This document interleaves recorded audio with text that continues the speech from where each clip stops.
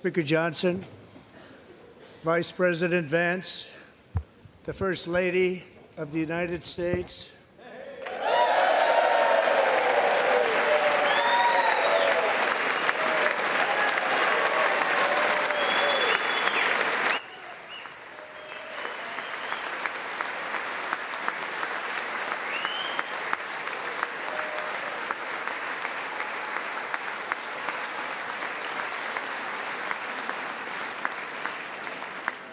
members of the United States Congress, thank you very much, and to my fellow citizens, America is back.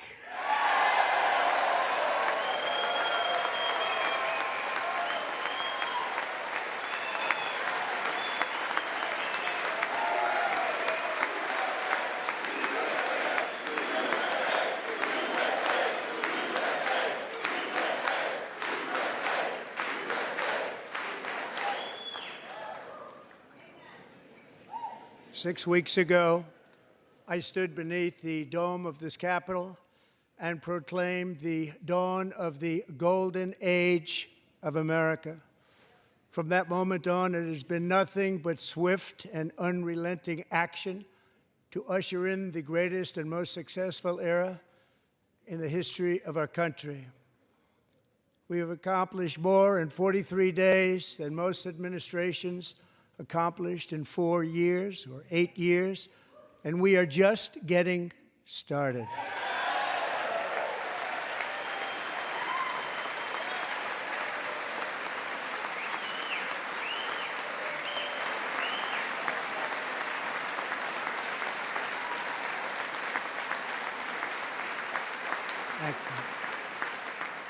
I return to this chamber tonight to report that America's momentum is back, our spirit is back, our pride is back, our confidence is back, and the American dream is surging bigger and better than ever before.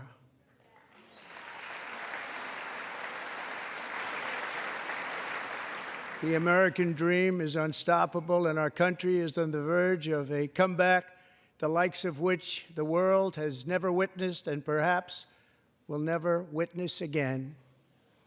There's never been anything like it. The presidential election of November 5th was a mandate like has not been seen in many decades. We won all 7 swing states, giving us an electoral college victory of 312 votes.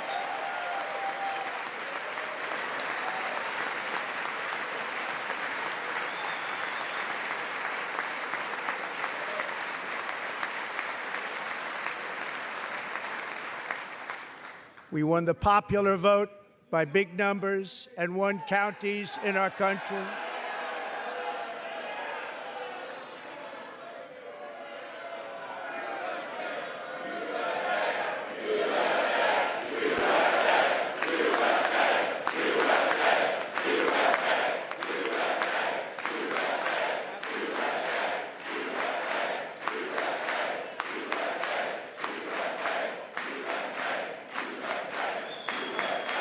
And won counties in our country, 2,700 to 525, on a map that reads almost completely red for Republican.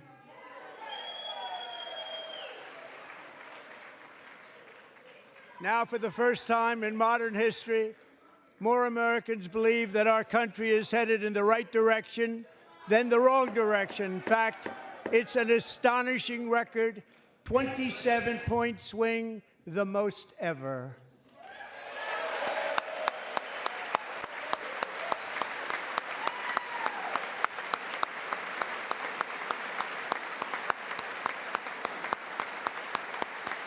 Likewise, small business optimism saw its single largest one-month gain ever recorded. Mr. President. A 41-point jump.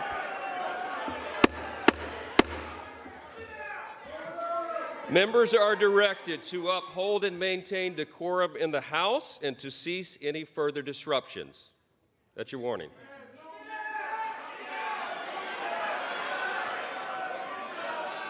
Members are engaging in willful and continuing breach of decorum, and the chair is prepared to direct the Sergeant-at-Arms to restore order to the joint session.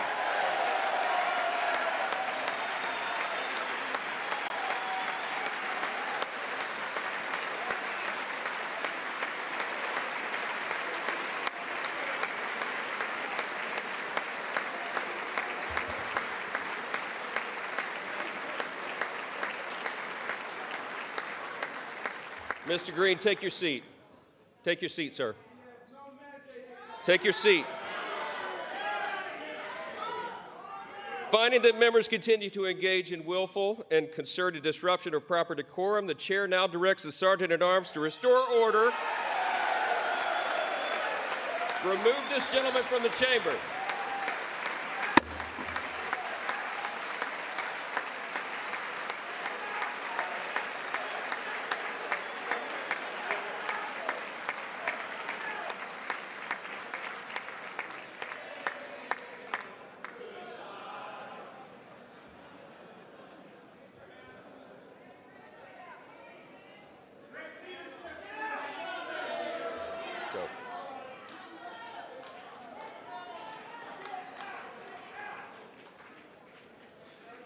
Members are directed to uphold and maintain decorum in the House.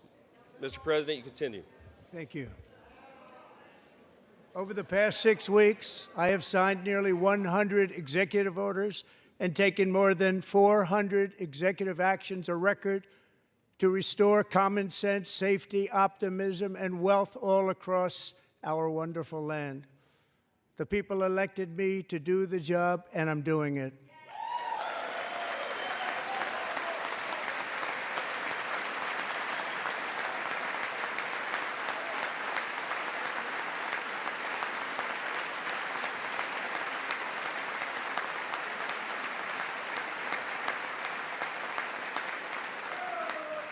In fact, it has been stated by many that the first month of our presidency, it's our presidency, is the most successful in the history of our nation. By many.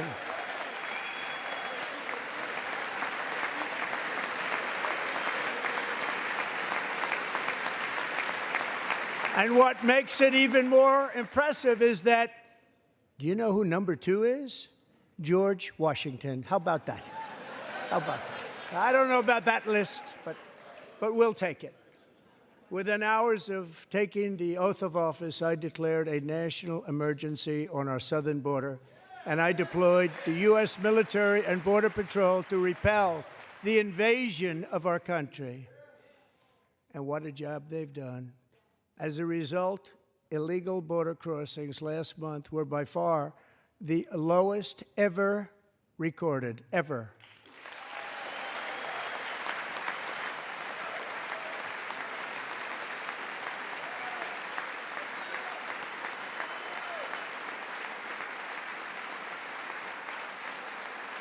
They heard my words and they chose not to come. Much easier that way. In comparison, under Joe Biden, the worst president in American history, there were hundreds of thousands of illegal crossings a month, and virtually all of them, including murderers, drug dealers, gang members, and people from mental institutions and insane asylums, were released into our country. Who would want to do that? This is my 5th such speech to Congress. And once again, I look at the Democrats in front of me, and I realize there is absolutely nothing I can say to make them happy or to make them stand or smile or applaud. Nothing I can do. I could find a cure to the most devastating disease, a disease that would wipe out entire nations, or announce the answers to the greatest economy in history, or the stoppage of crime to the lowest levels ever recorded. And these people sitting right here will not clap, will not stand, and certainly will not cheer for these astronomical achievements. They won't do it, no matter what. Five times I've been up here. It's very sad, and it just shouldn't be this way.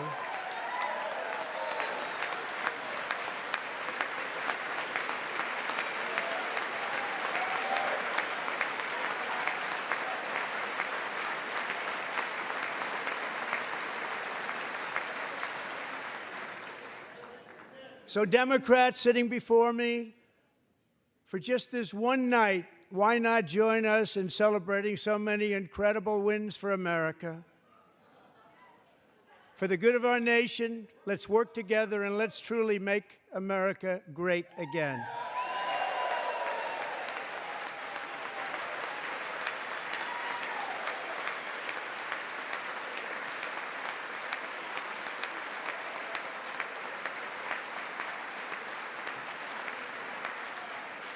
Every day, my administration is fighting to deliver the change America needs to bring a future that America deserves, and we're doing it. This is a time for big dreams and bold action. Upon taking office, I imposed an immediate freeze on all federal hiring, a freeze on all new federal regulations, and a freeze on all foreign aid.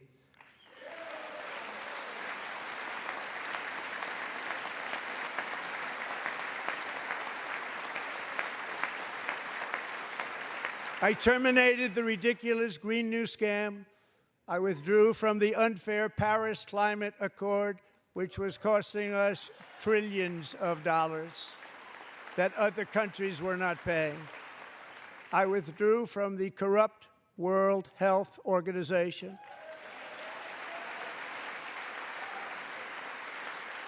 And I also withdrew from the anti-American UN Human Rights Council.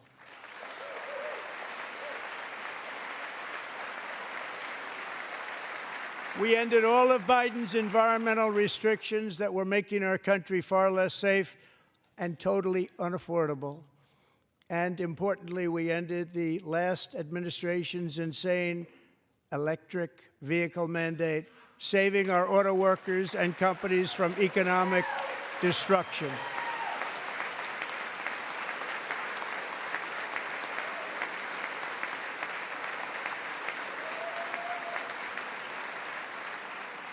To unshackle our economy, I have directed that for every one new regulation, 10 old regulations must be eliminated, just like I did in my very successful first term.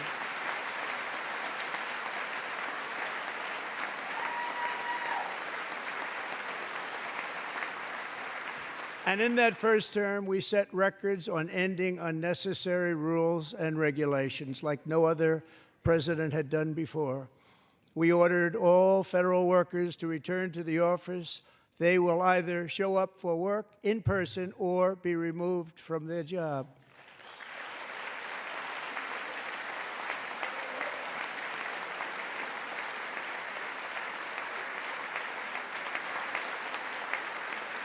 And we have ended weaponized government where, as an example, a sitting president is allowed to viciously prosecute his political opponent, like me.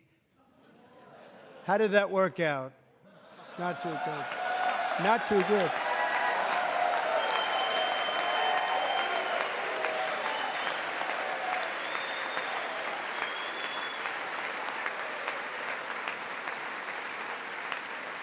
And I have stopped all government censorship and brought back free speech in America. It's back.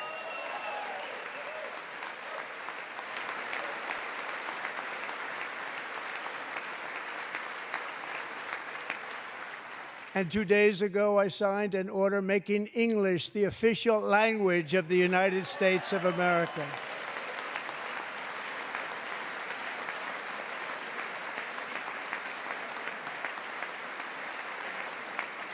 I renamed the Gulf of Mexico the Gulf of America.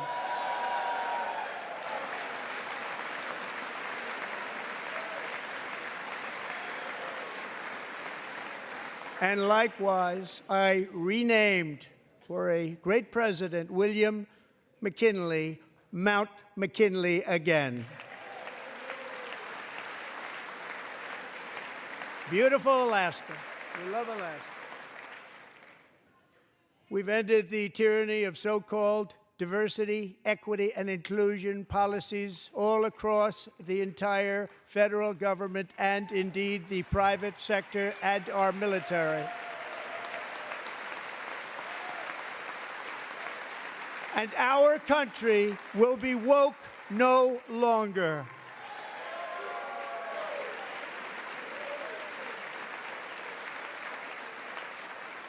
We believe that whether you are a doctor, an accountant, a lawyer, or an air traffic controller, you should be hired and promoted based on skill and competence, not race or gender. Very important.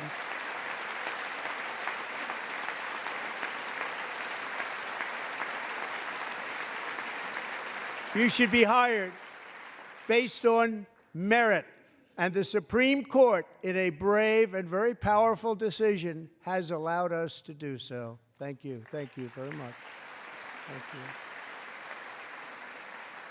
you. We have removed the poison of critical race theory from our public schools, and I signed an order making it the official policy of the United States government that there are only two genders, male and female.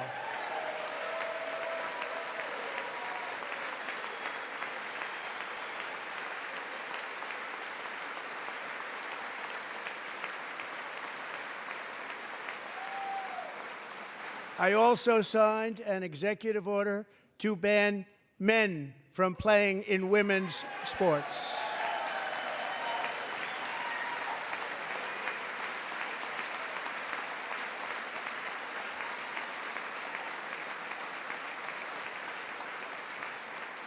Three years ago, Peyton McNabb was an all-star high school athlete, one of the best, preparing for a future in college sports. But when her girls' volleyball match was invaded by a male, he smashed the ball so hard in Peyton's face, causing traumatic brain injury, partially paralyzing her right side, and ending her athletic career. It was a shot like she's never seen before. She's never seen anything like it. Peyton is here tonight in the gallery, and Peyton, from now on, schools will kick the men off the girls' team, or they will lose all federal funding.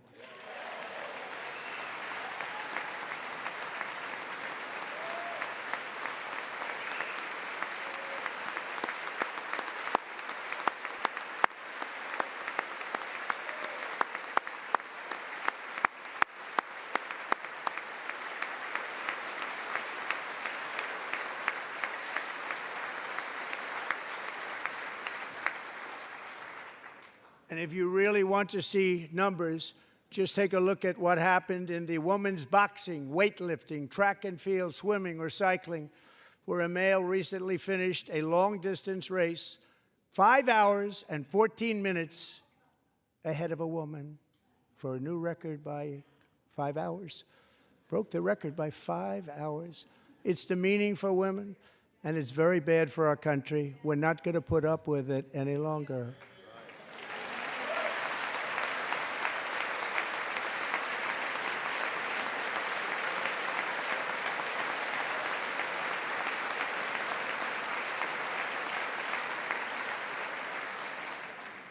What I have just described is only a small fraction of the common sense revolution that is now, because of us, sweeping the entire world. Common sense has become a common theme, and we will never go back. Never. Never going to let that happen. Among my very highest priorities is to rescue our economy and get dramatic and immediate relief to working families. As you know, we inherited from the last administration an economic catastrophe and an inflation nightmare. Their policies drove up energy prices, pushed up grocery costs, and drove the necessities of life out of reach for millions and millions of Americans. They've never had anything like it. We suffered the worst inflation in 48 years, but perhaps even in the history of our country. They're not sure. As president, I'm fighting every day to reverse this damage and make America affordable again.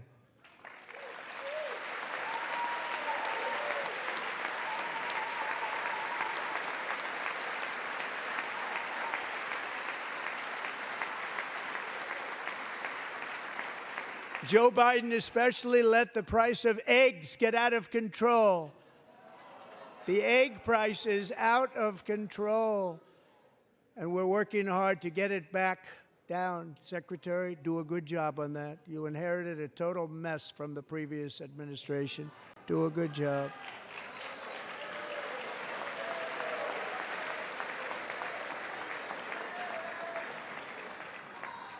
A major focus of our fight to defeat inflation is rapidly reducing the cost of energy.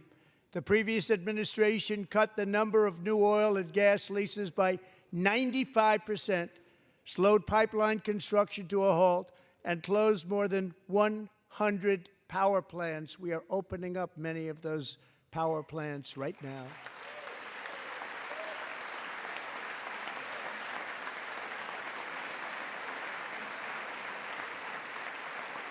And frankly, we have never seen anything like it. That's why on my first day in office, I declared a national energy emergency. As you've heard me say many times, we have more liquid gold under our feet than any nation on earth, and by far. And now I fully authorize the most talented team ever assembled to go and get it. It's called Drill, Baby, Drill.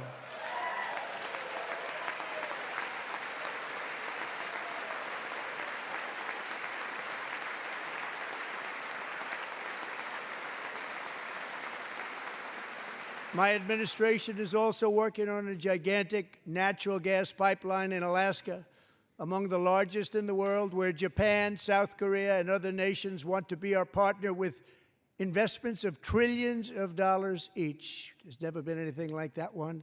It will be truly spectacular. It's all set to go. The permitting is gotten. And later this week, I will also take historic action to dramatically expand production of critical minerals and rare earths here in the USA.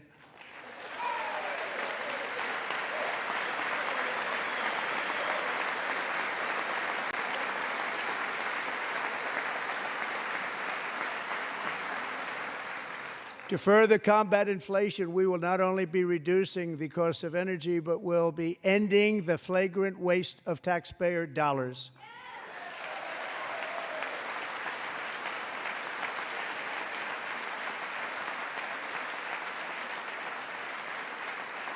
And to that end, I have created the brand new Department of Government Efficiency, GOGE.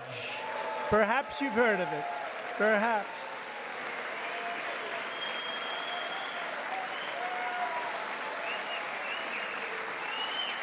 Which is headed by Elon Musk, who is in the gallery tonight.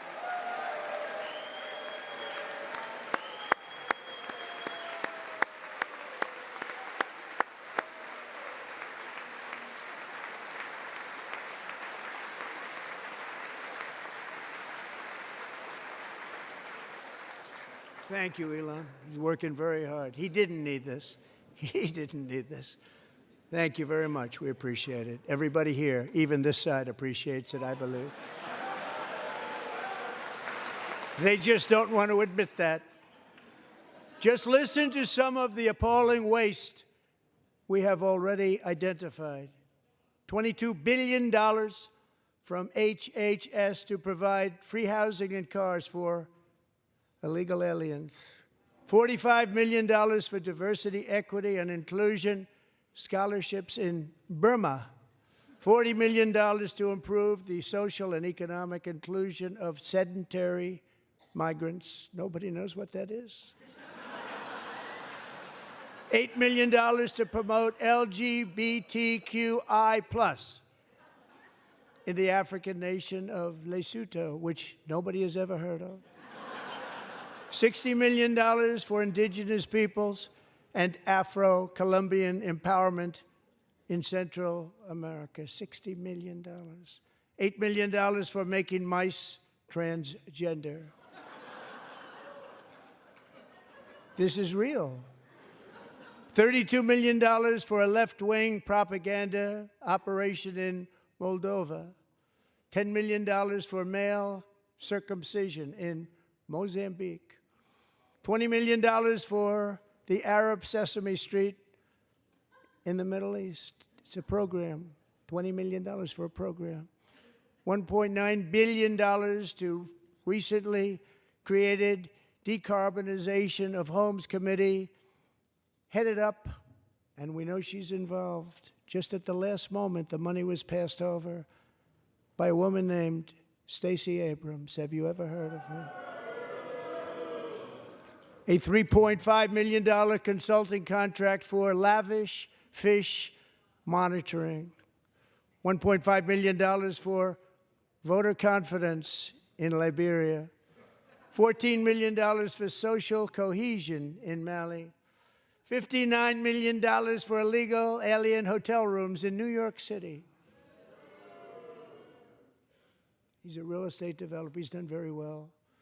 $250,000 to increase vegan local climate action innovation in Zambia. $42 million for social and behavior change in Uganda. $14 million for improving public procurement in Serbia. $47 million for improving learning outcomes in Asia. Asia's doing very well with learning. I don't know what we're doing. We should use it ourselves. And $101 million for DEI contracts at the Department of Education, the most ever paid, nothing even like it. Under the Trump administration, all of these scams, and they're far worse, but I didn't think it was appropriate to talk about them. They're so bad. Many more have been found out and exposed and swiftly terminated by a group of very intelligent, mostly young people, headed up by Elon, and we appreciate it. We found hundreds of billions of dollars of fraud.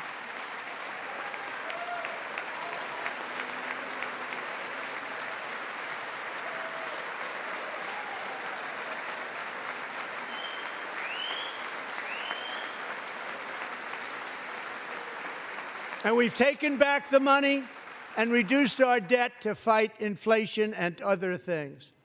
Taken back a lot of that money. We got it just in time. This is just the beginning. The Government Accountability Office, a federal government office, has estimated annual fraud of over $500 billion in our nation, and we are working very hard to stop it. We're going to.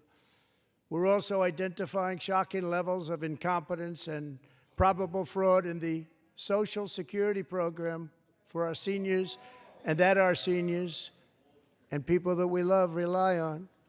Believe it or not, government databases list 4.7 million Social Security members from people aged 100 to 109 years old. It lists 3.6 million people from ages 110 to 119. I don't know any of them. I know some people that are rather elderly, but not quite that elderly.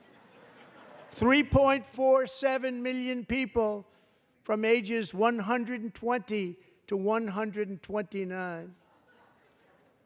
3.9 million people from ages 130 to 139. 3.5 million people from ages 140 to 149.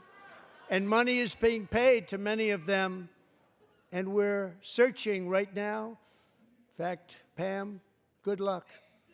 Good luck. You're going to find it. But a lot of money is paid out to people because it just keeps getting paid, and nobody does, and it really hurts Social Security and hurts our country. 1.3 million people from ages 150 to 159, and over 130,000 people, according to the Social Security databases, are age over 160 years old.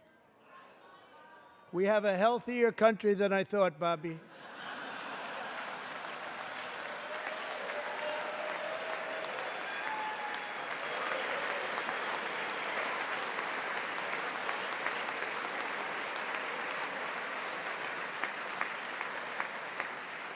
Including, to finish, 1,039 people between the ages of 220 and 229 One person between the age of 240 and 249, and one person is listed at 360 years of age.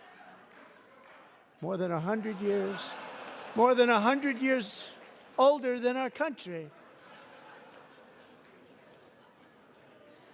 But we're going to find out where that money's going, and it's not going to be pretty. By slashing all of the fraud, waste, and theft we can find, we will defeat inflation, bring down mortgage rates, lower car payments and grocery prices, protect our seniors, and put more money in the pockets of American families.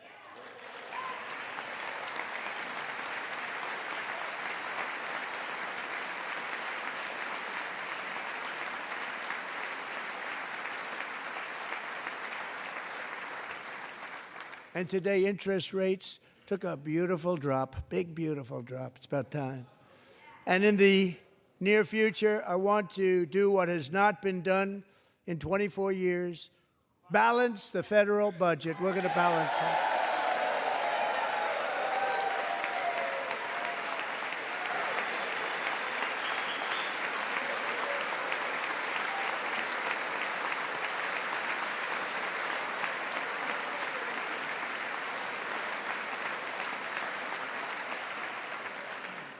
With that goal in mind, we have developed in great detail what we are calling the Gold Card, which goes on sale very, very soon. For $5 million, we will allow the most successful job-creating people from all over the world to buy a path to U.S. citizenship. It's like the green card, but better and more sophisticated. And these people will have to pay tax in our country. They won't have to pay tax from where they came. The money that they've made, you wouldn't want to do that, but they have to pay tax, create jobs. They'll also be taking people out of colleges and paying for them so that we can keep them in our country instead of having them being forced out. Number one, at the top school, as an example, being forced out and not being allowed to stay and create tremendous numbers of jobs and great success for a company out there. So while we take out the criminals, killers, traffickers, and child predators who are allowed to enter our country under the open border policy of these people, the Democrats, the Biden administration, the open border insane policies that you've allowed to destroy our country, we will now bring in brilliant, hardworking, job-creating people. They're going to pay a lot of money, and we're going to reduce our debt with that money.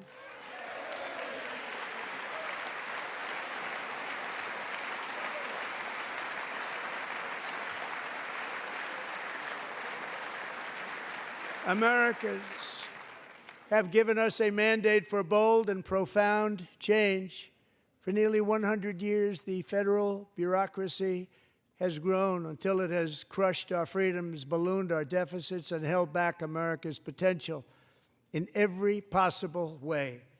The nation founded by pioneers and risk-takers now drowns under millions and millions of pages of regulations and debt.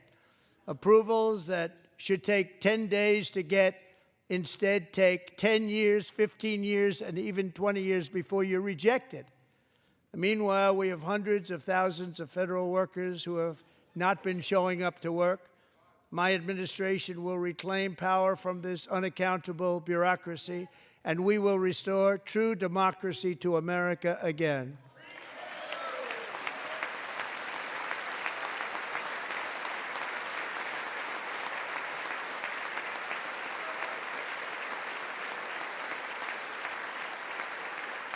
And any federal bureaucrat who resists this change will be removed from office immediately. Because we are draining the swamp. It's very simple. And the days of rule by unelected bureaucrats are over.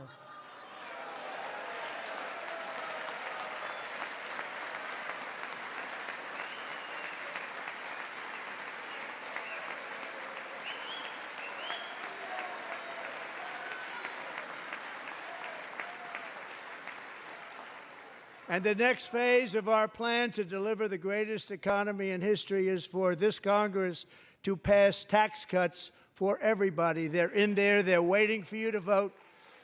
And I'm sure that the people on my right, I don't mean the Republican right, but my right here, I'm sure you're going to vote for those tax cuts, because otherwise I don't believe the people will ever vote you into office. So I'm doing you a big favor by telling you that.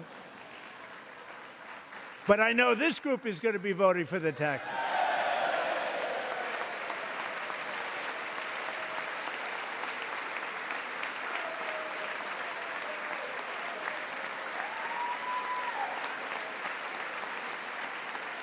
Thank you.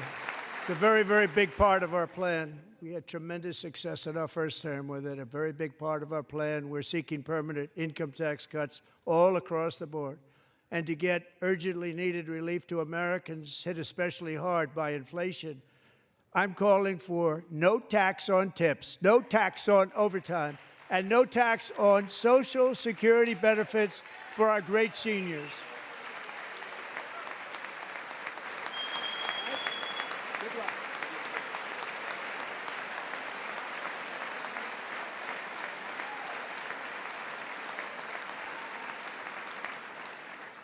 And I also want to make interest payments on car loans tax deductible, but only if the car is made in America.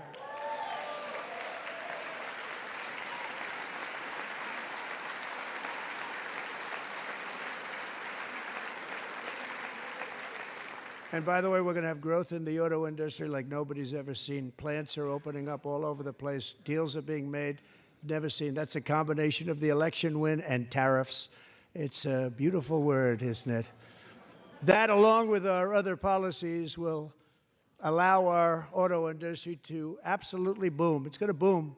Spoke to the majors today, all three, the top people, and they're so excited. In fact, already numerous car companies have announced that they will be building massive automobile plants in America, with Honda just announcing a new plant in Indiana, one of the largest anywhere in the world.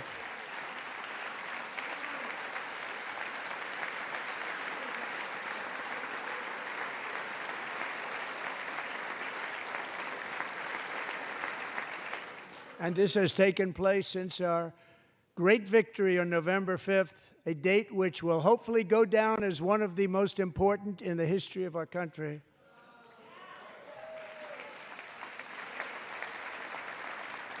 In addition, as part of our tax cuts, we want to cut taxes on domestic production and all manufacturing. And just as we did before, we will provide 100% expensing. It will be retroactive to January 20th, 2025. And it was one of the main reasons why our tax cuts were so successful in our first term, giving us the most successful economy in the history of our country. First term. We had a great first term.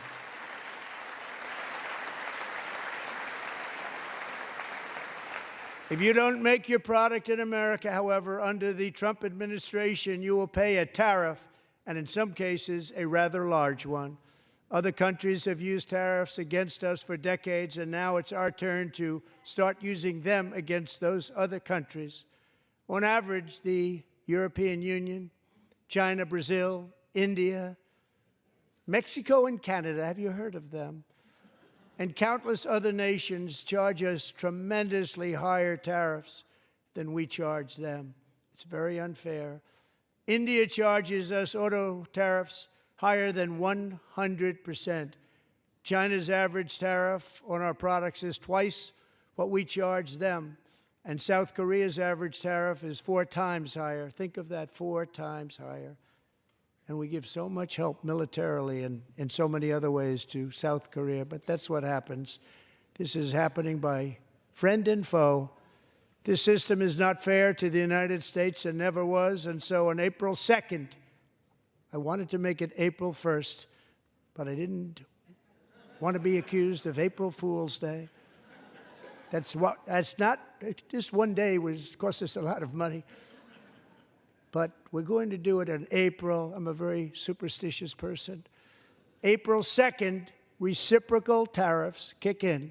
And whatever they tariff us, other countries, we will tariff them. That's reciprocal, back and forth. Whatever they tax us, we will tax them. If they do non-monetary tariffs to keep us out of their market, then we will do non-monetary barriers to keep them out of our market. There's a lot of that, too. They don't even allow us in their market. We will take in trillions and trillions of dollars and create jobs like we have never seen before. I did it with China, and I did it with others, and the Biden administration couldn't do anything about it because there was so much money they couldn't do anything about it. We have been ripped off for decades by nearly every country on earth, and we will not let that happen any longer.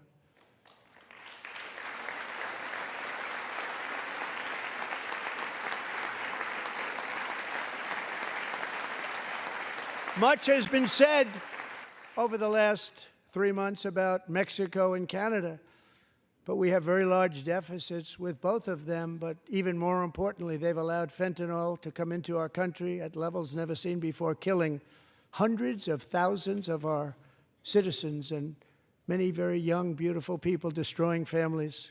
Nobody's ever seen anything like it. They are, in effect, receiving subsidies of hundreds of billions of dollars. We pay subsidies to Canada and to Mexico of hundreds of billions of dollars, and the United States will not be doing that any longer. We're not going to do it any longer.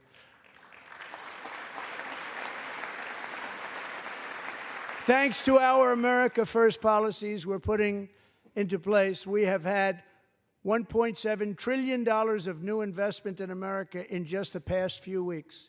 The combination of the election and our economic policies that people of SoftBank, one of the most brilliant anywhere in the world, announced a $200 billion investment. OpenAI and Oracle, Larry Ellison, announced $500 billion investment, which they wouldn't have done if Kamala had won. Apple announced $500 billion investment. Tim Cook called me. He said, I cannot spend it fast enough. It's going to be much higher than that, I believe. They'll be building their plants here instead of in China. And just yesterday, Taiwan Semiconductor, the biggest in the world, most powerful in the world, has a tremendous amount, 97% of the market, announced a $165 billion investment to build the most powerful chips on earth right here in the USA.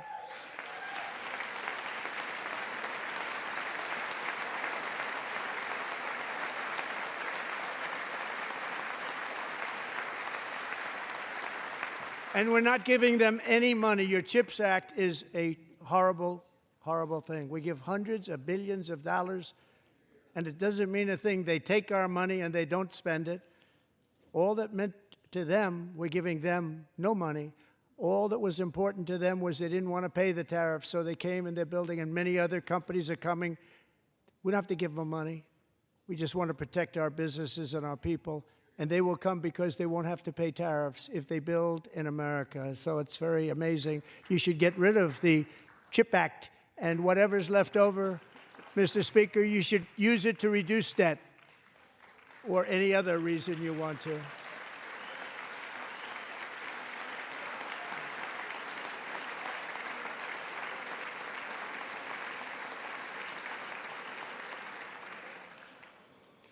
Our new trade policy will also be great for the American farmer. I love the farmer, who will now be selling into our home market, the USA, because nobody is going to be able to compete with you.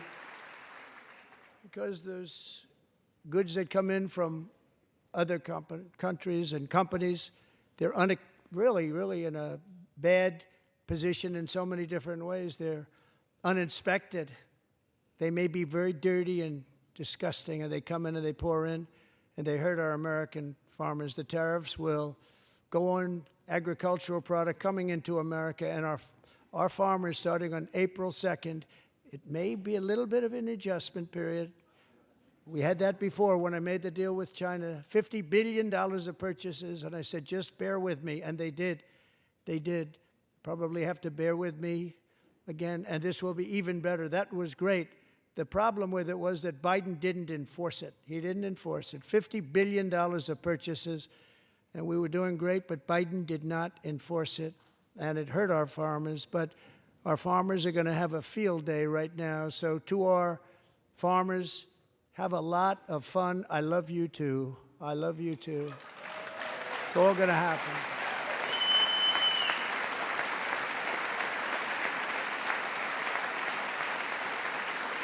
And I have also imposed a 25% tariff on foreign aluminum, copper, lumber, and steel, because if we don't have, as an example, steel and lots of other things, we don't have a military, and frankly, we just won't have a country very long. Here today is a proud American steelworker, fantastic person from Decatur, Alabama, Jeff Denard. Has been working at the same steel plant for 27 years in a job that has allowed him to serve as the captain of his local volunteer fire department, raise 7 children with his beautiful wife, Nicole, and over the years provide a loving home for more than 40 foster children. So great, Jeff.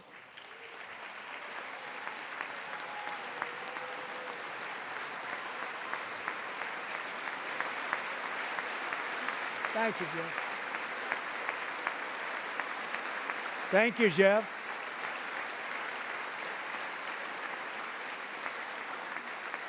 Stories like Jeff's remind us that tariffs are not just about protecting American jobs. They're about protecting the soul of our country. Tariffs are about making America rich again and making America great again, and it's happening, and it will happen rather quickly. There'll be a little disturbance, but we're okay with that. It won't be much. No, you're not. Oh. And look where Biden took us. Very low, the lowest we've ever been. Jeff, I want to thank you very much. And I also want to recognize another person who has devoted herself to foster care community. She works so hard on it. A very loving person, our magnificent First Lady of the United States.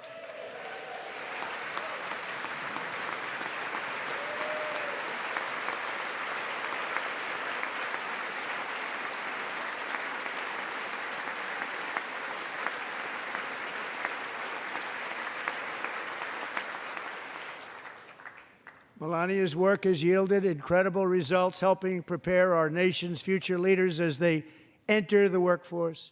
Our First Lady is joined by 2 impressive young women, very impressive. Haley Ferguson, who benefited from the First Lady's Fostering the Future initiative and is poised to complete her education and become a teacher. And Elliston Berry, who became a victim of an illicit deepfake image produced by a peer. With Elliston's help, the Senate just passed the Take It Down Act, and this is so important. Thank you very much, John. John Thune, thank you. Stand up, John. Thank you, John.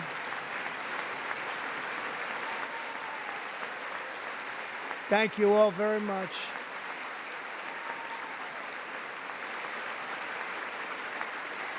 Thank you. And thank you to John Thune and the Senate. Great job. To criminalize the publication of such images online is a terrible, terrible thing. And once it passes the House, I look forward to signing that bill into law. Thank you. And I'm going to use that bill for myself, too, if you don't mind.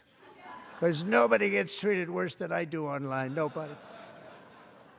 That's great. Thank you very much to the Senate. Thank you. But if we truly care about protecting Americans' children, no step is more crucial than securing America's borders. Over the past 4 years, 21 million people poured into the United States. Many of them were murderers, human traffickers, gang members, and other criminals from the streets of dangerous cities all throughout the world.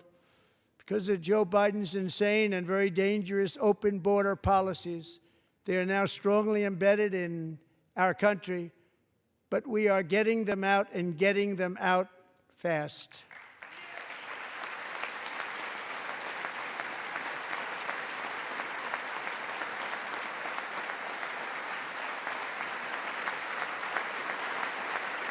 And I want to thank Tom Homan and Christy. I want to thank you and Paul of Border Patrol.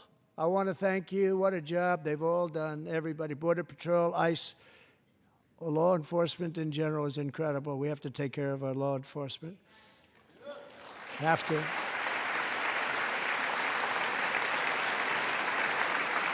Last year,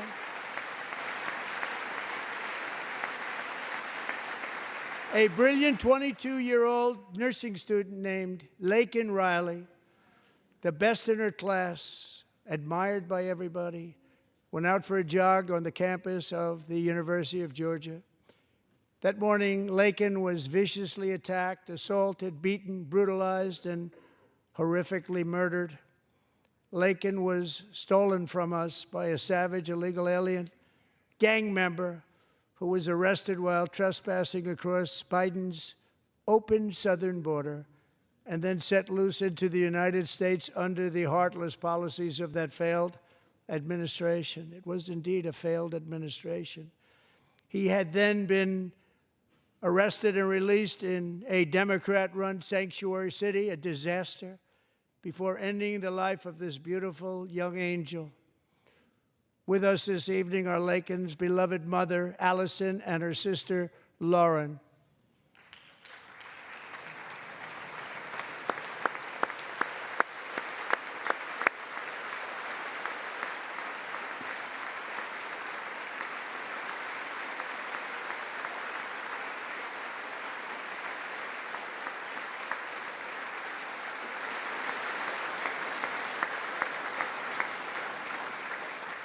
Last year, I told Laken's grieving parents that we would ensure their daughter would not have died in vain. That's why the very first bill I signed into law as your 47th president mandates the detention of all dangerous criminal aliens who threaten public safety. It's a very strong, powerful act.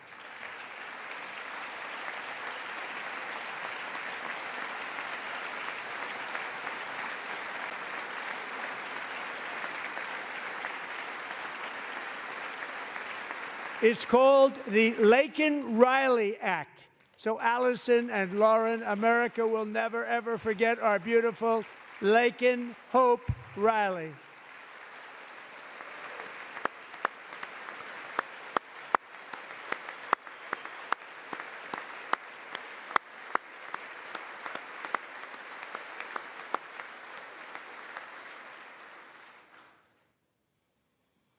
Thank you very much.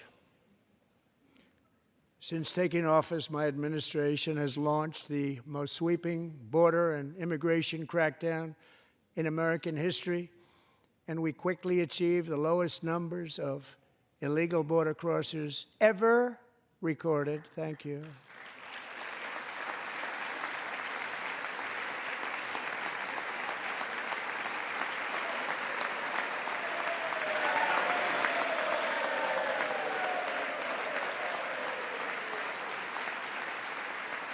The media and our friends in the Democrat Party kept saying we needed new legislation, we must have legislation to secure the border.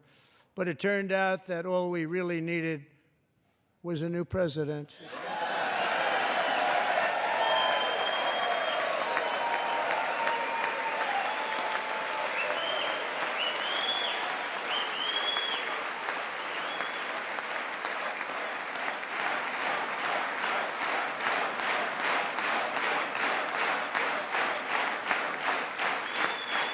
Thank you. Joe Biden didn't just open our borders, he flew illegal aliens over them to overwhelm our schools, hospitals, and communities throughout the country. Entire towns like Aurora, Colorado, and Springfield, Ohio, buckled under the weight of the migrant occupation and corruption like nobody's ever seen before. Beautiful towns destroyed. Now, just as I promised in my inaugural address, we are achieving the great liberation of America.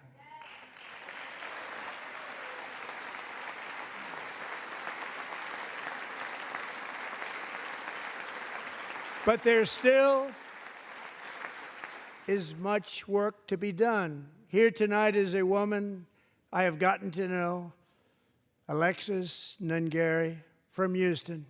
Wonderful woman. Last June, Alexis's 12-year-old daughter, her precious Jocelyn, walked to a nearby convenience store.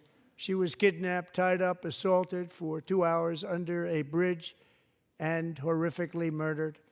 Arrested and charged with this heinous crime are 2 illegal alien monsters from Venezuela, released into America by the last administration through their ridiculous open border. The death of this beautiful 12-year-old girl and the agony of her mother and family touched our entire nation greatly. Alexis, I promised that we would always remember your daughter, your magnificent daughter, and earlier tonight I signed an order keeping my word to you.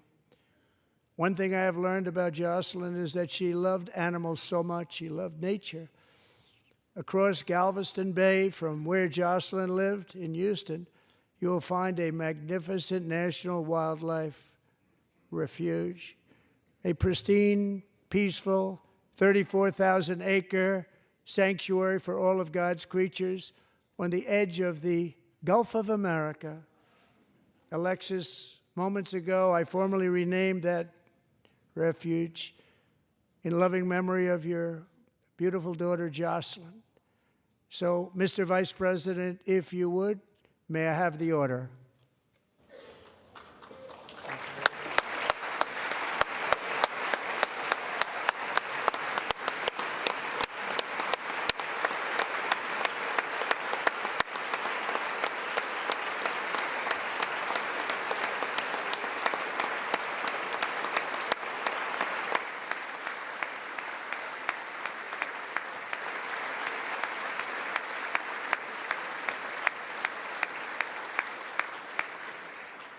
Thank you very much.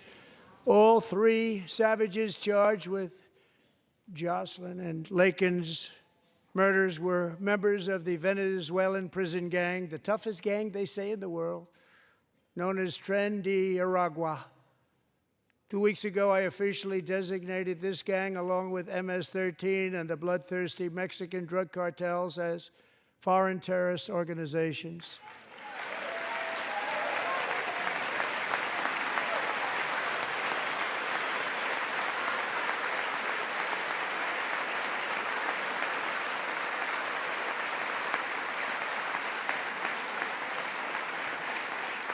They are now officially in the same category as ISIS, and that's not good for them.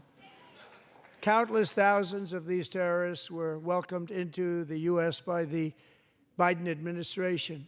But now every last one will be rounded up and forcibly removed from our country, or, if they're too dangerous, put in jails, standing trial in this country, because we don't want them to come back ever.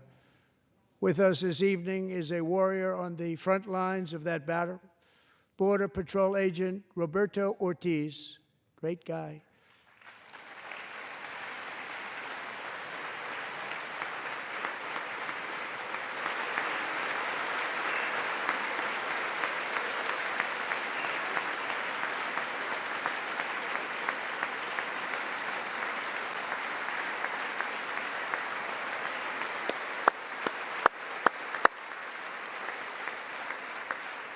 In January, Roberto and another agent were patrolling by the Rio Grande near an area known as Cartel Island. Doesn't sound too nice to me. When heavily armed gunmen started shooting at them, Roberto saw that his partner was totally exposed, at great danger, and he leapt into action, returning fire and providing crucial seconds for his fellow agent to seek safety, just barely. I have some of the prints of that event, and it was not good. Agent Ortiz, we salute you for your great courage and for your line of fire that you took and for the bravery that you showed. We honor you, and we will always honor you. Thank you, Roberto, very much.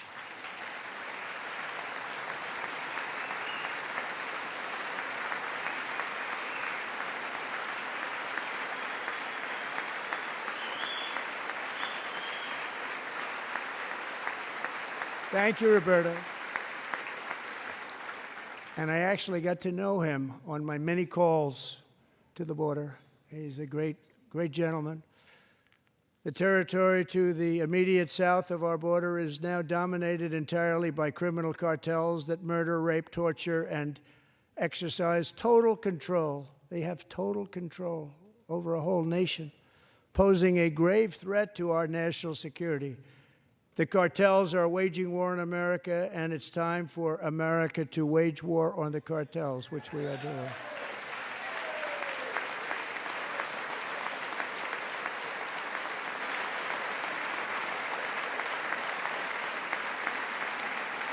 Five nights ago, Mexican authorities, because of our tariff policies being imposed on them, think of this, handed over to us 29 of the biggest cartel leaders in their country. That has never happened before. They want to make us happy. First time ever. But we need Mexico and Canada to do much more than they've done, and they have to stop the fentanyl and drugs pouring into the USA. They're going to stop it. I have sent Congress a detailed funding request laying out exactly how we will eliminate these threats to protect our homeland and complete the largest deportation operation in American history, larger even than current record holder President Dwight D. Eisenhower, a moderate man, but someone who believed very strongly in borders. Americans expect Congress to send me this funding without delay so I can sign it into law. So, Mr. Speaker, John Thune, both of you, I hope you're going to be able to do that. Mr. Speaker, thank you. Mr. Leader, thank you. Thank you very much. And let's get it to me. I'll sign it so fast, you won't even believe it.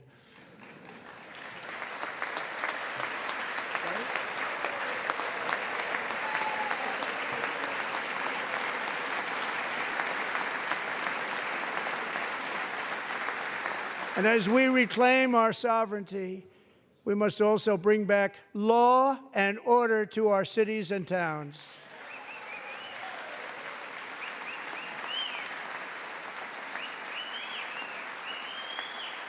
In recent years, our justice system has been turned upside down by radical left lunatics. Many jurisdictions virtually ceased enforcing the law against dangerous repeat offenders while weaponizing law enforcement against political opponents like me. My administration has acted swiftly and decisively to restore fair, equal, and impartial justice under the constitutional rule of law, starting at the FBI and the DOJ. Pam, good luck. Cash, wherever you may be, good luck. Good luck. Pam Bond. Good luck. So important. Going to do a great job. Cash, thank you. Thank you, Cash.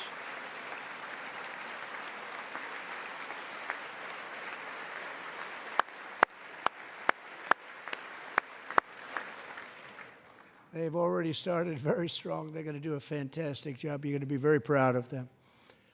We're also once again giving our police officers the support, protection, and respect they so dearly deserve. They have to get it. They have such a hard, dangerous job, but we're going to make it less dangerous.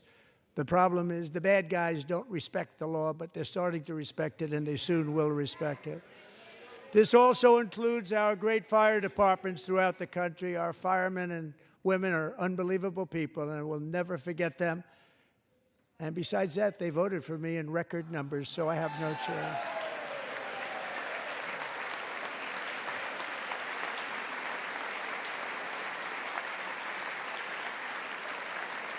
One year ago this month, 31-year-old New York police officer Jonathan Diller, unbelievably wonderful person and a great officer, was gunned down at a traffic stop on Long Island. I went to his funeral.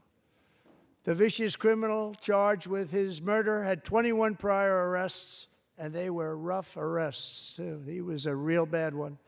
The thug in the seat next to him had 14 prior arrests, and went by the name of Killer. He was Killer. He killed other people, they say, a lot of them. I attended Officer Diller's service, and when I met his wife and one-year-old son, Ryan, it was very inspirational, actually. His widow's name is Stephanie, and she is here tonight. Stephanie, thank you very much, Stephanie. Thank you very much.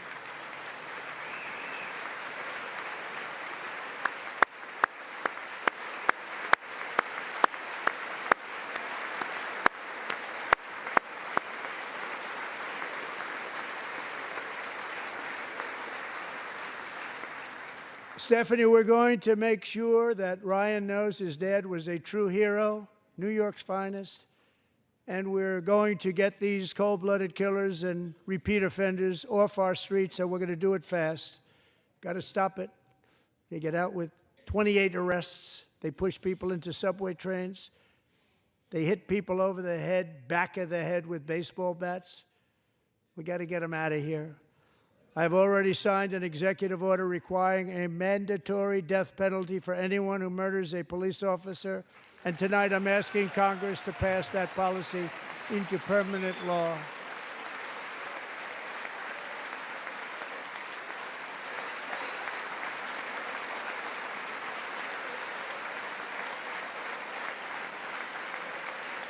I'm also asking for a new crime bill getting tough on repeat offenders while enhancing protections for America's police officers so they can do their jobs without fear of their lives being totally destroyed.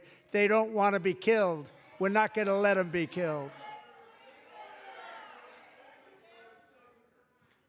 Joining us in the gallery tonight is a young man who truly loves our police. His name is DJ Daniel. He is 13 years old, and he has always dreamed of becoming a police officer.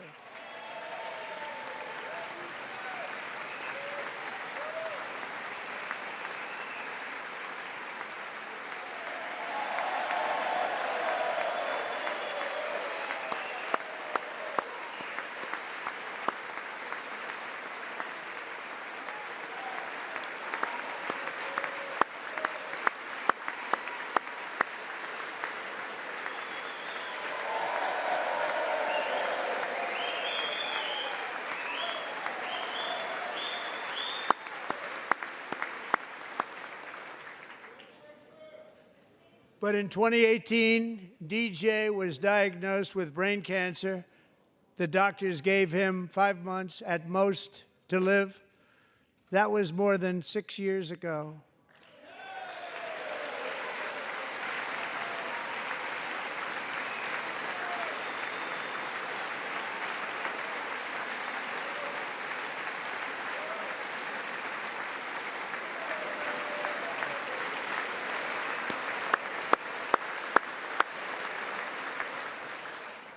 Since that time, DJ and his dad have been on a quest to make his dream come true, and DJ has been sworn in as an honorary law enforcement officer, actually a number of times. The police love him, the police departments love him. And tonight, DJ, we're going to do you the biggest honor of them all. I am asking our new Secret Service Director, Sean Curran, to officially make you an agent of the United States Secret Service.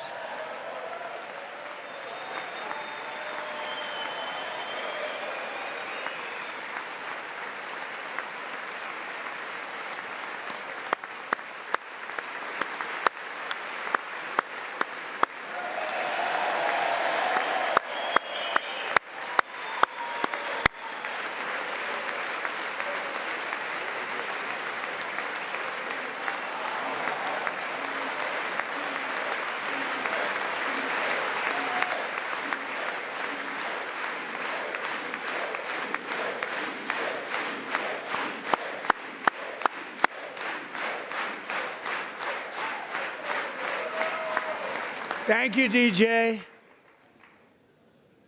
DJ's doctors believe his cancer likely came from a chemical he was exposed to when he was younger. Since 1975, rates of child cancer have increased by more than 40%.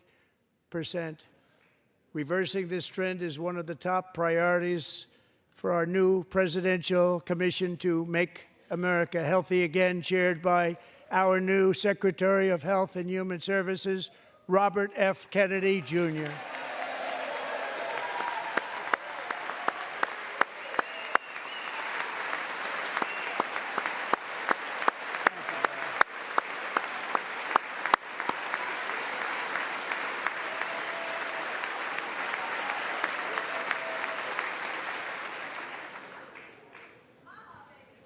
With the name Kennedy, you would have thought everybody over here would have been cheering. How quickly they forget. Our goal is to get toxins out of our environment, poisons out of our food supply, and keep our children healthy and strong. As an example, not long ago, and you can't even believe these numbers, 1 in 10,000 children had autism, 1 in 10,000. And now it's 1 in 36. There's something wrong, 1 in 36. Think of that. So we're going to find out what it is, and there's nobody better than Bobby and all of the people that are working with you. You have the best to figure out what is going on. Okay, Bobby, good luck. It's a very important job. Thank you. Go get him.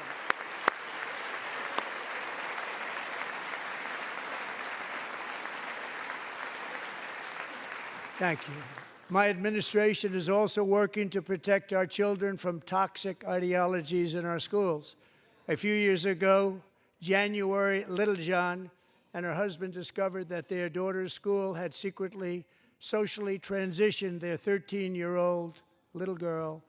Teachers and administrators conspired to deceive January and her husband while encouraging her daughter to use a new name and pronouns. They, them pronoun, actually, all without telling January, who is here tonight and is now a courageous advocate against this form of child abuse. January, thank you. Thank you. Thank you very much. Thank you.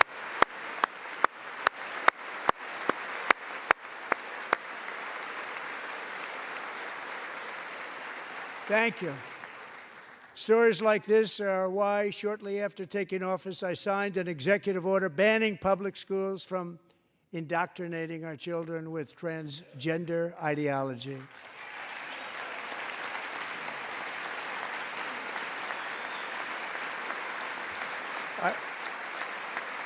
I also signed an order to cut off all taxpayer funding to any institution that engages in the sexual mutilation of our youth.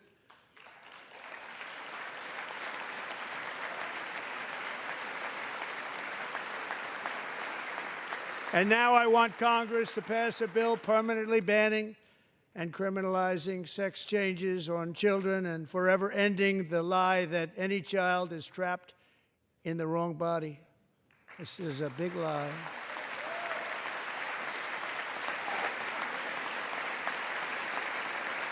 And our message to every child in America is that you are perfect exactly the way God made you.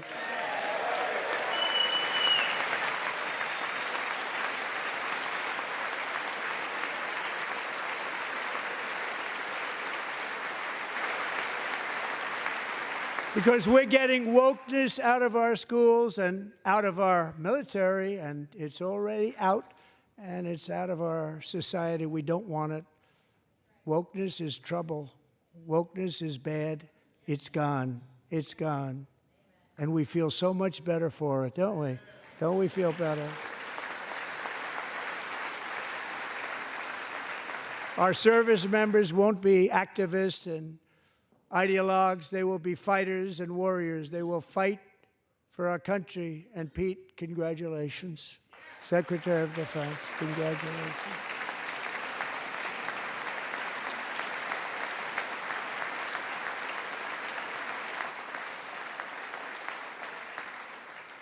And he's not big into the woke movement, I can tell you. I know him well. I am pleased to report that in January, the U.S. Army had its single best recruiting month in 15 years and that all armed services are having among the best recruiting results ever in the history of our services. What a difference.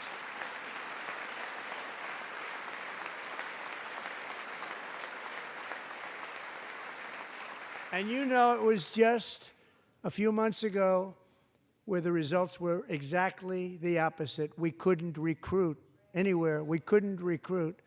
Now we're having the best results just about that we've ever had. What a tremendous turnaround. It's really a beautiful thing to see. People love our country again. It's very simple. They love our country, and they love being in our military again. So it's a great thing, and thank you very much. Great job. Thank you.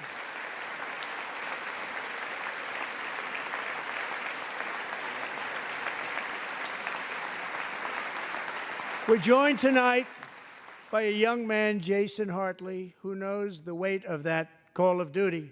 Jason's father, grandfather, and great-grandfather all wore the uniform.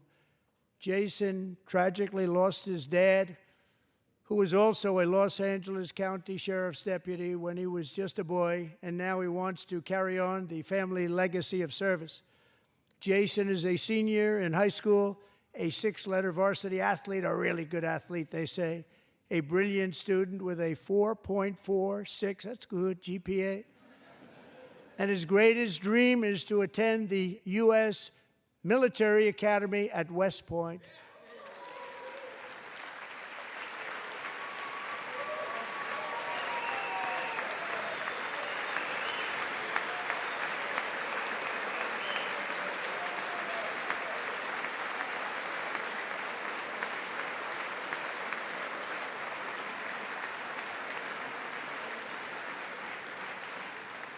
And Jason, that's a very big deal getting in. That's a hard one to get into. But I'm pleased to inform you that your application has been accepted. You will soon be joining the Corps of Cadets.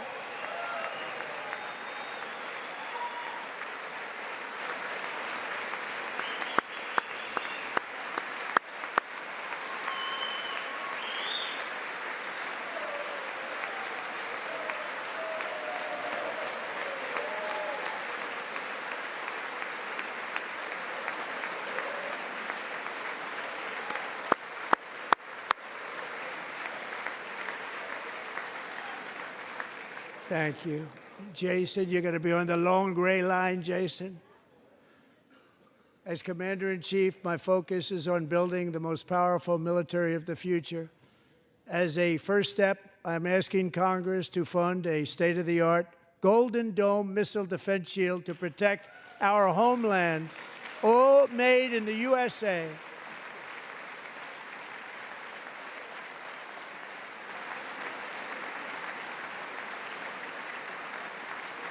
And Ronald Reagan wanted to do it long ago, but the technology just wasn't there, not even close. But now we have the technology. It's incredible, actually. And other places, they have it. Israel has it. Other places have it. And the United States should have it too, right, Tim, right?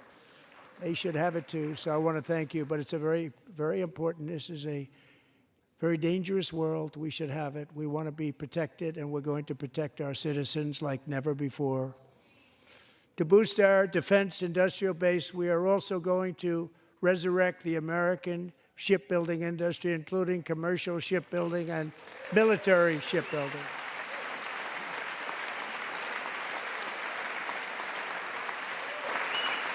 And for that purpose, I am announcing tonight that we will create a new Office of Shipbuilding in the White House and offer special tax incentives to bring this industry home to America where it belongs. We used to make so many ships. We don't make them anymore very much, but we're going to make them very fast, very soon. It will have a huge impact. To further enhance our national security, my administration will be reclaiming the Panama Canal, and we've already started doing it.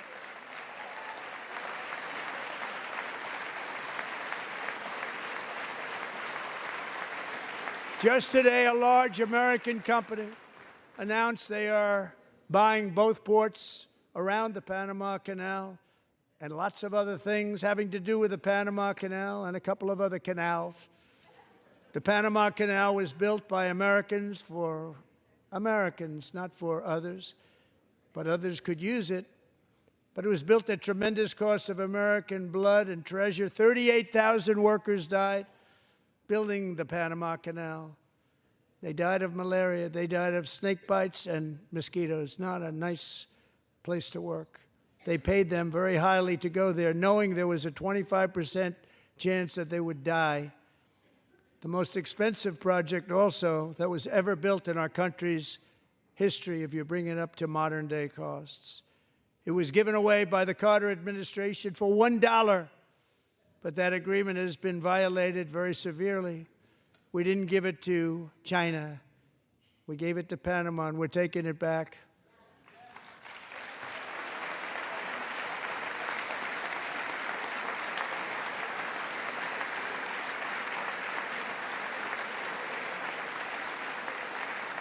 And we have Marco Rubio in charge. Good luck, Marco.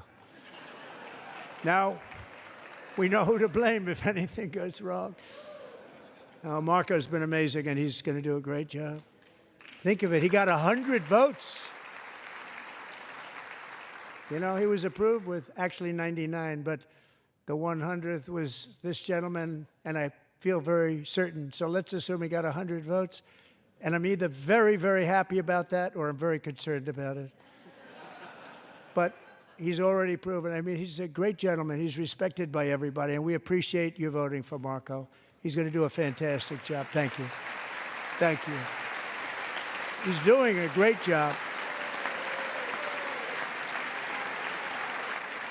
Great job. And I also have a message tonight for the incredible people of Greenland.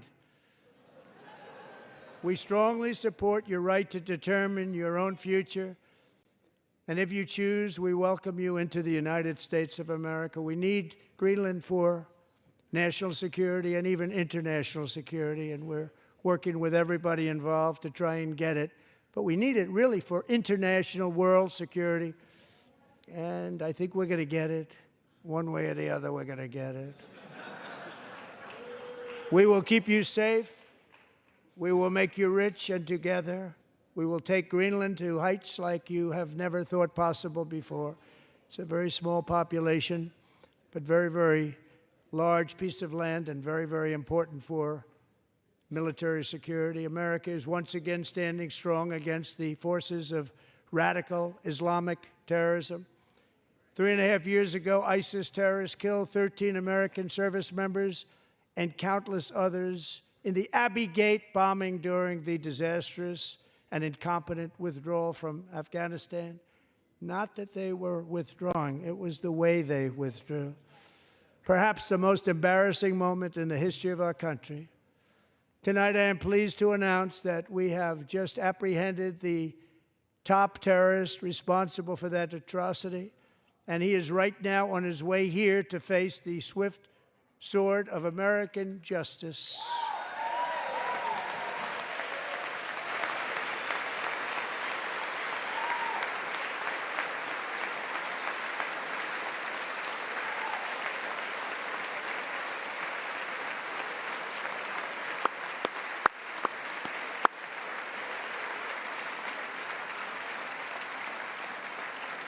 And I want to thank especially the government of Pakistan for helping arrest this monster. This was a very momentous day for those 13 families who I actually got to know very well, most of them, whose children were murdered, and the many people that were so badly, over 42 people, so badly injured on that fateful day in Afghanistan. What a horrible day. Such incompetence was shown that when Putin saw what happened, I guess he said, wow, maybe this is my chance. That's how bad it was. Should have never happened. Grossly incompetent people. I spoke to many of the parents and loved ones, and they're all in our hearts tonight. Just spoke to them on the phone. We had a big call. Every one of them called, and everybody was on the line, and they did nothing but cry with happiness. They were very happy, as happy as you can be under those circumstances. Their child brother, sister, son, daughter was killed for no reason whatsoever. In the Middle East, we're bringing back our hostages from Gaza. In my first term, we achieved one of the most groundbreaking peace agreements in generations, the Abraham Accords.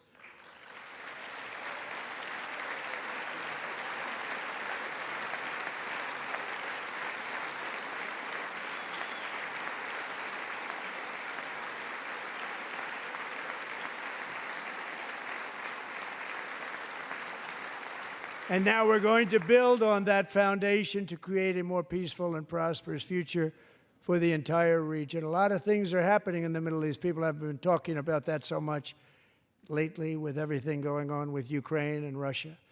But a lot of things are happening in the Middle East. It's a rough neighborhood, actually. I'm also working tirelessly to end the savage conflict in Ukraine. Millions of Ukrainians and Russians have been needlessly killed or wounded in this horrific and brutal conflict with no end in sight. The United States has sent hundreds of billions of dollars to support Ukraine's defense with no security, with no anything.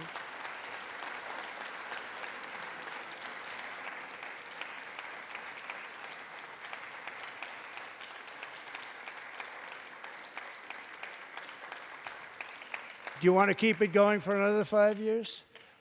Yeah, you would say Pocahontas says yes.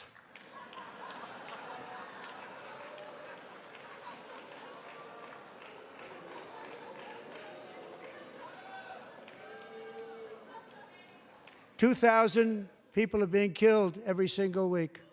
More than that. They're Russian young people. They're Ukrainian young people. They're not Americans. But I want it to stop. Meanwhile, Europe has sadly spent more money buying Russian oil and gas than they have spent on defending Ukraine, by far. Think of that. They've spent more buying Russian oil and gas than they have defending. And we've spent perhaps $350 billion, like taking candy from a baby. That's what happened. And they've spent $100 billion. What a difference that is. And we have an ocean separating us, and they don't. But we're getting along very well with them, and lots of good things are happening. Biden has authorized more money in this fight than Europe has spent by billions and billions of dollars. It's hard to believe that they wouldn't have stopped it and said, at some point, come on, let's equalize. You got to be equal to us. But that didn't happen. Earlier today, I received an important letter from President Zelensky of Ukraine. The letter reads, Ukraine is ready to come to the negotiating table as soon as possible to bring lasting peace closer. Nobody wants peace more than the Ukrainians, he said. My team and I stand ready to work under President Trump's strong leadership to get a peace that lasts. We do really value how much America has done to help Ukraine maintain its sovereignty and independence. Regarding the agreement on minerals and security, Ukraine is ready to sign it at any time that is convenient for you. I appreciate that he sent this letter, just got it a little while ago. Simultaneously, we've had serious discussions with Russia and have received strong signals that they are ready for peace. Wouldn't that be beautiful? Wouldn't that be beautiful?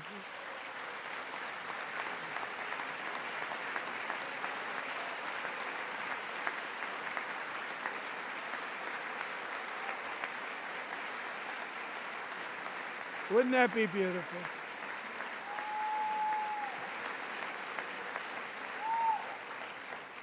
It's time to stop this madness. It's time to halt the killing. It's time to end this senseless war. If you want to end wars, you have to talk to both sides. Nearly 4 years ago, amid rising tensions, a history teacher named Mark Fogel was detained in Russia and sentenced to 14 years in a penal colony. Rough stuff. The previous administration barely lifted a finger to help him. They knew he was innocent, but they had no idea where to begin. But last summer, I promised his 95-year-old mother, Malphine, that we would bring her boy safely back home. After 22 days in office, I did just that, and they are here tonight.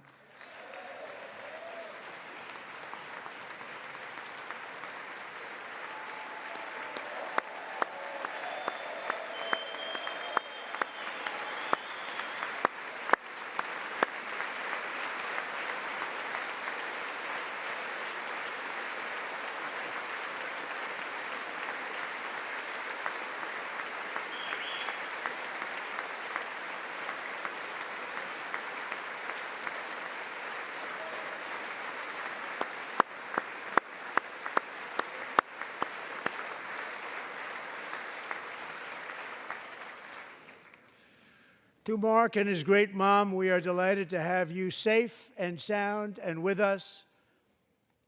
As fate would have it, Mark Fogel was born in a small rural town in Butler, Pennsylvania. Have you heard of it?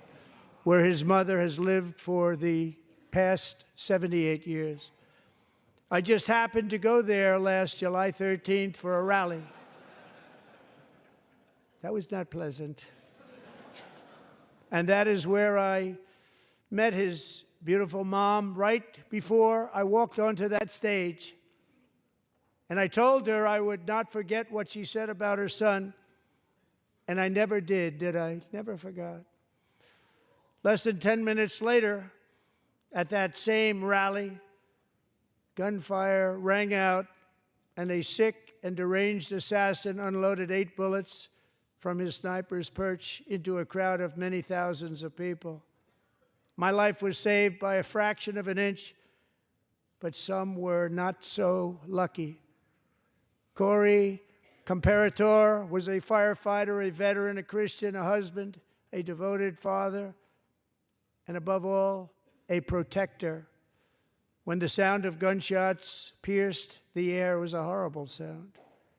Corey knew instantly what it was and what to do. He threw himself on top of his wife and daughters and shielded them from the bullets with his own body. Corey was hit really hard. You know the story from there. He sacrificed his life to save theirs. 2 others, very fine people, were also seriously hit. But thankfully, with the help of 2 great country doctors, we thought they were gone and they were saved. So those doctors had great talent. We're joined by Corey's wife, Helen, who was his high school sweetheart, and their 2 beloved daughters, Allison and Kaylee. Thank you.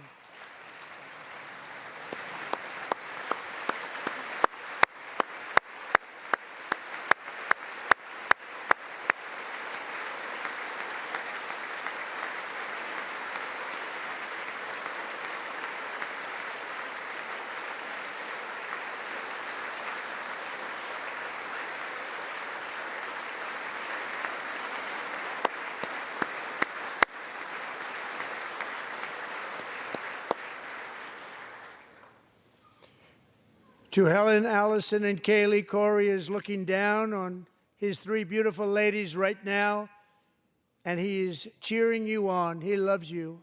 He is cheering you on. Corey was taken from us much too soon, but his destiny was to leave us all with a shining example of the selfless devotion of a true American patriot. It was love like Corey's that built our country, and it's love like Corey's that is going to make our country more majestic than ever before. I believe that my life was saved that day in Butler for a very good reason. I was saved by God to make America great again. I believe that. Thank you. Thank you.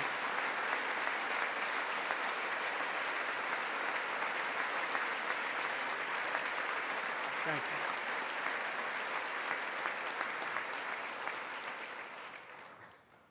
Thank you very much. From the patriots of Lexington and Concord to the heroes of Gettysburg and Normandy, from the warriors who crossed the Delaware to the trailblazers who climbed the Rockies, and from the legends who soared at Kitty Hawk, to the astronauts who touched the moon. Americans have always been the people who defied all odds, transcended all dangers, made the most extraordinary sacrifices, and did whatever it took to defend our children, our country, and our freedom. And as we have seen in this chamber tonight, that same strength, faith, love, and spirit is still alive and thriving in the hearts of the American people. Despite the best efforts of those who would try to censor us, silence us, break us, destroy us, Americans are today a proud, free, sovereign, and independent nation that will always be free, and we will fight for it till death. We will never let anything happen to our beloved country, because we are a country of doers, dreamers, fighters, and survivors. Our ancestors crossed a vast ocean, strode into the unknown wilderness, and carved their fortunes from the rock and soil of a perilous and very dangerous frontier. They chased our destiny across a boundless continent. They built the railroads, laid the highways, and graced the world with American marvels like the Empire State Building, the mighty Hoover Dam, and the towering Golden Gate Bridge. They lit the world with electricity, broke free of the force of gravity, fired up the engines of American industry, vanquished the communists, fascists, and Marxists all over the world, and gave us countless modern wonders sculptured out of iron, glass, and steel. We stand on the shoulders of these pioneers who won and built the modern age. These workers who poured their sweat into the skylines of our cities. These warriors who shed their blood on fields of battle and gave everything they had for our rights and for our freedom. Now it is our time to take up the righteous cause of American liberty. And it is our turn to take America's destiny into our own hands and begin the most thrilling days in the history of our country. This will be our greatest era. With God's help, over the next 4 years, we are going to lead this nation even higher, and we are going to forge the freest, most advanced, most dynamic, and most dominant civilization ever to exist on the face of this earth. We are going to create the highest quality of life, build the safest and wealthiest and healthiest and most vital communities anywhere in the world. We are going to conquer the vast frontiers of science, and we are going to lead humanity into space and plant the American flag on the planet Mars and even far beyond.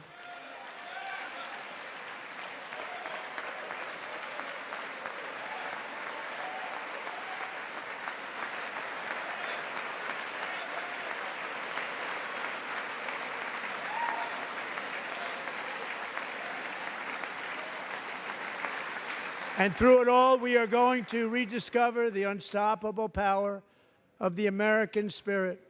And we are going to renew unlimited promise of the American dream. Every single day, we will stand up and we will fight, fight, fight for the country our citizens believe in and for the country our people deserve.